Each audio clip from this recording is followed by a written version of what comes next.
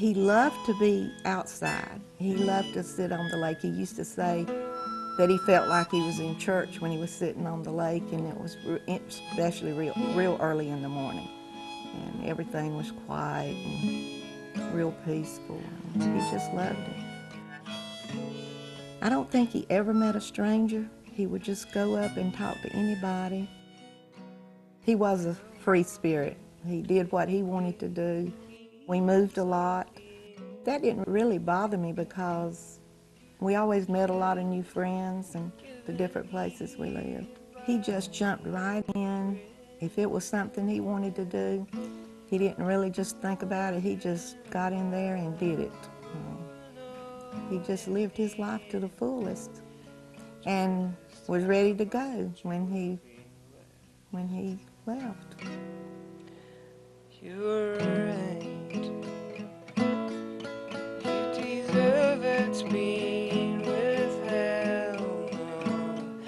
Never mind. My mother was a very small woman, a very humble woman.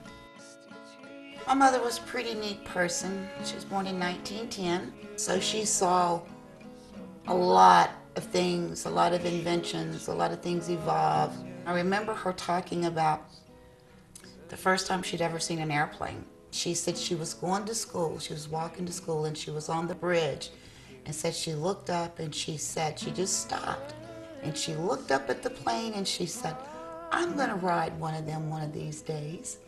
So my mother never got to take her first plane trip until she was like, I believe something like 78 years old. Had a blast, loved it. She was a neat mother. She was really neat. A strong mother, very hard disciplinary, but she had some guts and glory about her too.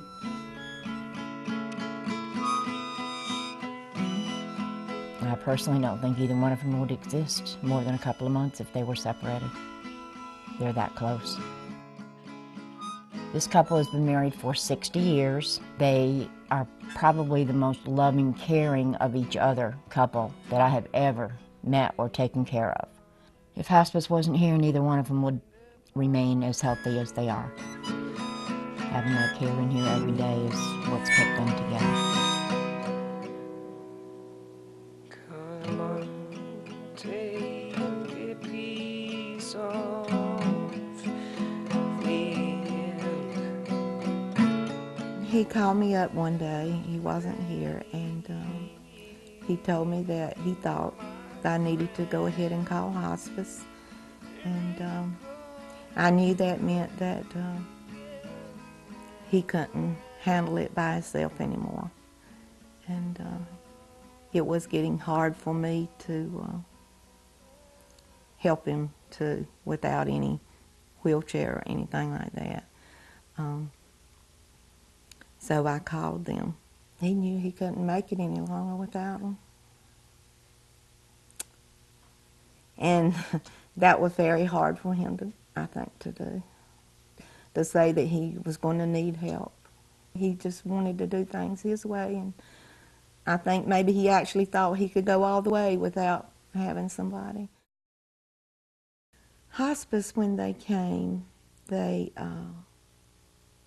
basically wanted to know what he wanted to do and when he wanted to do it. And that was just up his alley because he was still in control. He was still in control of his life. When they came to let me leave and go out, that was so important to me because John had got to the point that he just wanted me to sit with him. He actually just wanted me to sit on the couch with him, and I did for a long time, but I'm a person who is on the go a lot. I'm not a person who sits a lot, so that was hard for me to just sit for hour, after hour with him. But even though I wanted to do it, it was hard. So them coming and giving me a chance to get out of the house was very, very important to me. It was probably as important to him to be able to talk with them about things that maybe he didn't want to talk about around me. Mother had been going downhill for about 3 weeks, and when it hit her very rapidly. So at that point, that was when we really felt like that we needed hospice, just for hospice to come in. And my understanding was that they're not just there for the individual that is ill and who is actually dying. Hospice was also there really for the family. The hospice nurse that we had, she was just kind of like your angel sent from above. Yeah, I wanted to just share some pictures with you because she had such a short time to really know Mother. I know. I will never forget this woman. She was very loving, had so much compassion, not only for my mother, but for each and every one of my sisters. I'll tell you one thing, I'm thankful for hospice. 'Cause I think it's made a big difference in our lives. You're a pretty girl, aren't you? Yes, you are. Yeah. You're doing good. You're doing good. When it's nice outside, we get out, and I walk up and down the